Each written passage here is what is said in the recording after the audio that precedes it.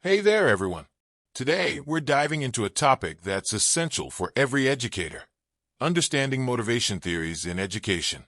Whether you're a teacher, a student, or simply someone curious about what makes us tick, this will be a fascinating ride. Let's jump right in. First up, let's begin with a classic, Maslow's hierarchy of needs. You've likely seen this pyramid before. It's all about understanding what drives us, starting with our basic needs like food and safety, and building up to self-actualization at the very top. So, how does this apply to our classrooms? Well, here's the thing. Before students can focus on learning, their foundational needs must be met. That means creating a safe, supportive environment where they feel secure and cared for. When students feel this way, they're ready to dream big and reach for the stars. All right, moving on to self-determination theory, or SDT. This one's all about intrinsic motivation, that inner drive that keeps us going. Sounds great, right? But how do we nurture it in our students? Here's a simple tip. Give your students choices, whether allowing them to pick a topic for a project or how to demonstrate what they've learned. Choice fosters a sense of ownership. And don't forget to build a sense of belonging. When students feel valued and connected, their motivation soars. Now, let's dive into goal theory. This theory focuses on students' goals and how they drive their motivation.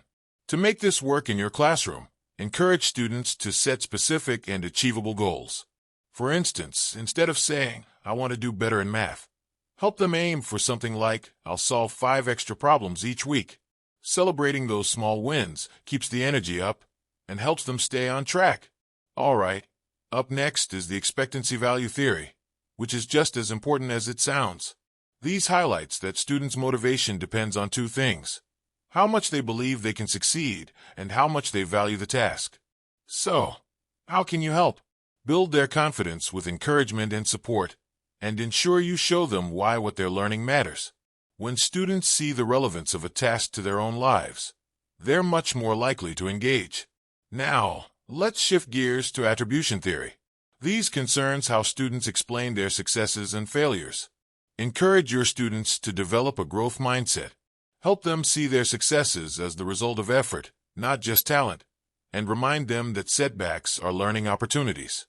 When students believe their hard work pays off, they're empowered to keep pushing forward. Next, we have cognitive evaluation theory, which is part of SDT. This theory focuses on how external factors, like rewards, can affect intrinsic motivation. Here's a pro tip. Use rewards carefully. They should complement, not replace, intrinsic motivation. Instead of focusing solely on prizes, provide constructive feedback that inspires a genuine love for learning. Moving on to social learning theory, brought to us by Albert Bandura. This theory emphasizes the power of learning through observation and modeling. Here's where peer learning comes in. When students see their classmates succeeding, it encourages them to strive for success too. Create opportunities for collaboration and watch their motivation grow. Finally, let's talk about flow theory, developed by Mihai Csikszentmihalyi.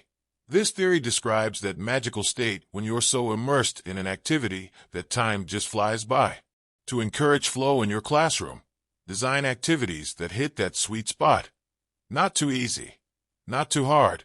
When students feel challenged but not overwhelmed, they can truly get into the zone. Wow, that was a lot of ground to cover. But now you've got a solid understanding of some of the most impactful motivation theories out there. Applying these ideas in your classroom can make all the difference in creating an environment where students thrive and develop a lifelong love for learning.